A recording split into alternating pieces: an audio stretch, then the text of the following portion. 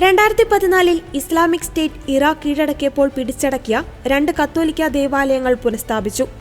ഇറാഖിലെ മൊസൂൾ നഗരത്തിലെ സിറിയൻ കത്തോലിക്കർക്കായുള്ള അൽ Tahera church എന്നറിയപ്പെടുന്ന Our Lady of the Immaculate Conception church, Our Lady of the Our എന്നീ പള്ളികളാണ് പൂർണ്ണമായി പുനഃസ്ഥാപിച്ചതിനു ശേഷം വീണ്ടും തുറന്നത്. ചടങ്ങിൽ പ്രധാനമന്ത്രി മുഹമ്മദ് ഷിയ അൽ സുഡാനി, നിരവധി സർക്കാർ ഉദ്യോഗസ്ഥർ, പുനർനിർമ്മാണത്തെ പിന്തുണച്ച സംഘടനകളുടെ പ്രതിനിധികൾ എന്നിവർ പങ്കെടുത്തു. ഭിന്നതകളോ ശത്രുതയോ ഇല്ലാതെ കർത്താവ് ജനങ്ങളുടെ ഹൃദയങ്ങളെ ശേഖരിക്കുന്ന ഈ പള്ളി അവശിഷ്ടങ്ങൾക്കിടയിൽ നിന്നാണ് ഉയർന്നു വന്നതെന്ന് പ്രധാനമന്ത്രി മുഹമ്മദ് ഷിയ അൽ സുഡാനി പറഞ്ഞു.